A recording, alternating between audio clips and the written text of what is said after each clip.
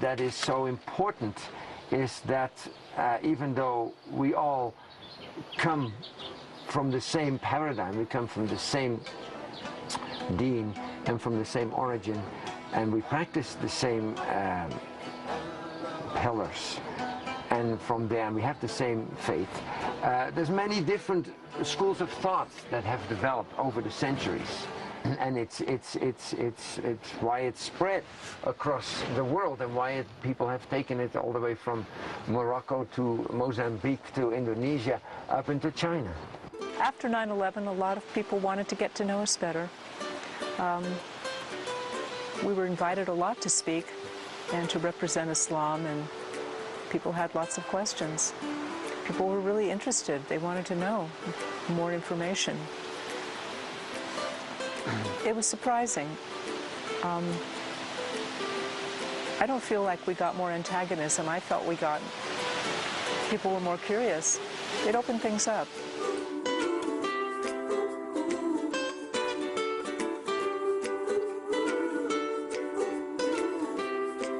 After 9/11, the state police showed up at our door and they asked us if we needed any help, if anybody was bothering us, and if we needed any assistance or any protection.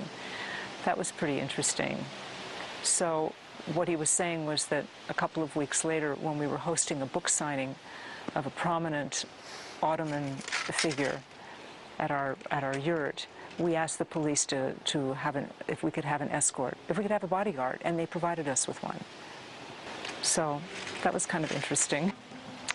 We make ourselves available to respond in a positive and peaceful manner to any inquiries that we receive. Am I afraid? Not really. I think that has to do with my faith. I just feel that I just have to ask God to support me and trust in that. I think I encounter a lot more hostility in Europe than I do here in the United States. We're in Europe all the time.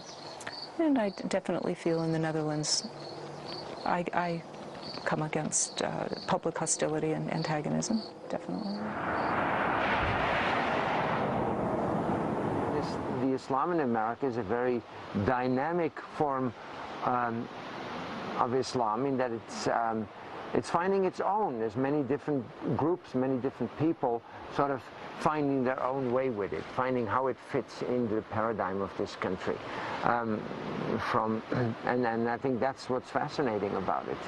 It's from, I suppose, traditional to very liberal, not always agreeing with everything that one sees and that one finds, but you find all of these different things because of the nature of immigration into this country and the growth of Islam, because it's really a very young, I mean, Muslims have been in this country for quite a long time, but on a very small scale, in very, in very localized places. It's only really been since the 1960s that Islam has really grown as a national movement, as a national force in this country, that it's all over the country, and it's in the limelight, that it's really in the spotlight. And so, and then of course, because of everything that's happened in the last couple of decades, it's been really in the spotlight in the last sort of 10 years. And I like wood carving. Like I said, I spent the last 25 years doing this as a profession. Making thousands of pieces with my employees, but now that I've retired from that, this is a lot of the furniture we used to build.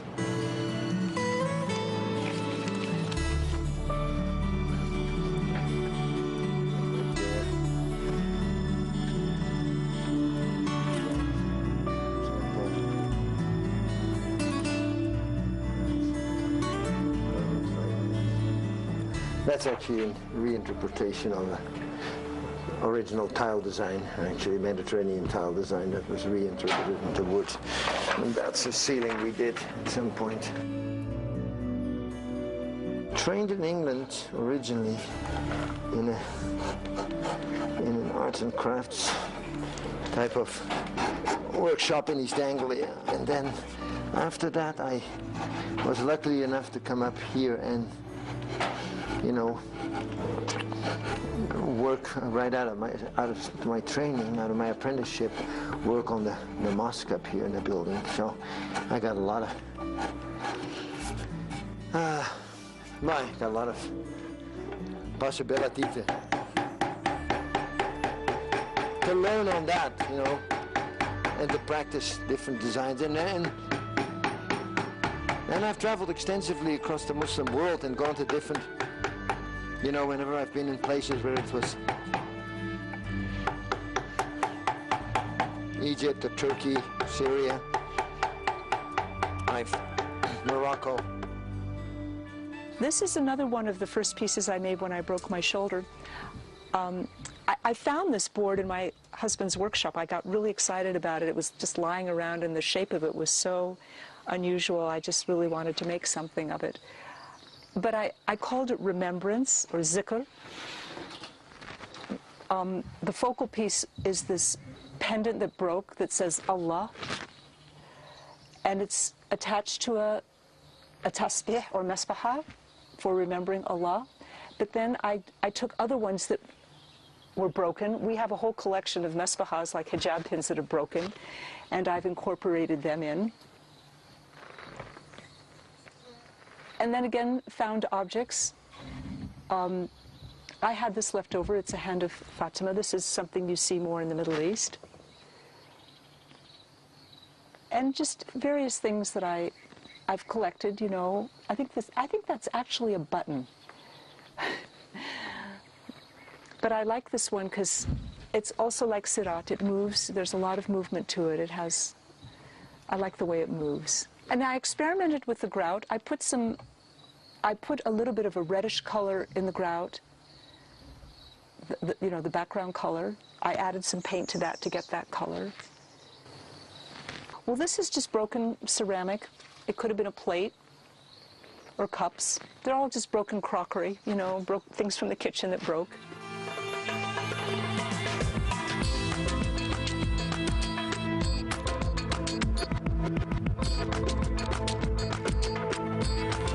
In our travels, we always, you know, bringing things back, we loved ceramics. We were always inspired by, to bring back ceramics because they're easy to bring back, and, you know, they have calligraphy on them. They're an inspiring art form. And so I was really inspired to start with this must be about 15 years ago maybe now. A woodworking panel that I often use in my woodwork, a woodwork pattern actually, which I transferred back into ceramics. Often what I've done in woodwork is take ceramic patterns, especially Ottoman and Mediterranean ceramic patterns, and turn them back into, and transfer them to woodwork. So this is a wall of different styles of pottery put together. We use them to decorate around the windows. That's, you know, floral pattern. We did not all of this, and this is a floral Turkish style tile that we put in. Not all of this is ours. This is done by another American Muslim potter, Khadija Shadley, in California, and she was a friend of ours, and she is a friend of ours, and she made this particular one, which we put in, and then that's some Indian plates that I found that I liked, again, floral ones that I glued to the wall in a regular pattern, but sort of a mosaic of different ceramic styles put together that, you know, creates a very enjoyable mix. تستخدم مزرعة غوست رانش التي تقع 18 ميلا شمال قرية أبيكيو كمزرعة مشيخية للاستجمام. وكل صيف يأتي المواطنون من جميع أنحاء الولايات المتحدة لزيارة مزرعة غوست لحضور العديد من ورشات العمل. لقد استقبل آل فان هاتم لسنوات كثيرة في منزلهم الأشخاص الذين يذهبون إلى المنتجع للحصول على فرصة لمقابلة أزواج مسلمين. بالنسبة إلى الكثير منهم هذه هي المقابلة الأولى مع أسرة مسلمة. Those meetings were very positive, where groups asked to come visit us, and they're predominantly Christian groups. And we sit with them and we have tea and we sing some devotional poetry with them. And we just open it up for questions and answers. And so many of them, it's their first opportunity. They can actually sit in the same room with a Muslim and drink a cup of tea. And all of a sudden they realize they're having a good time and they're not afraid, and that they can ask any questions they want. And these meetings have been predominantly very, very positive. لقد جاءكم رسول من أنفسكم عزيز عليه عليكم بالمؤمنين رؤوف رحيم فأنت ولا فوق حسبي الله لا إله إلا هو عليه توكلت وهو العرش العظيم. يعتبر منزل آل فان هاتم مكانا لتجمع المسلمين وغير المسلمين في المجتمع.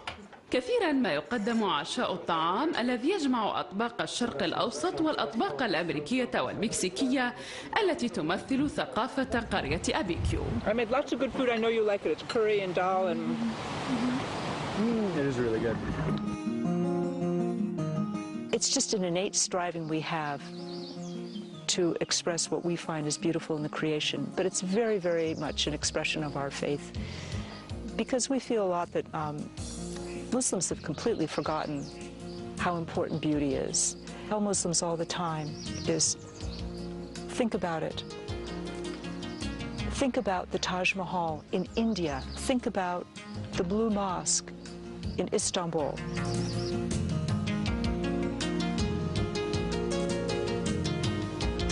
Muslim architectural monuments that represent some of the greatest architectural monuments of human civilization that people from all over the world are going to see every day. Millions and millions of people admiring those places, because this is what Muslims have left to celebrate the apex of creating things for human civilization. And these are Muslim monuments. And these are this is what's lasting.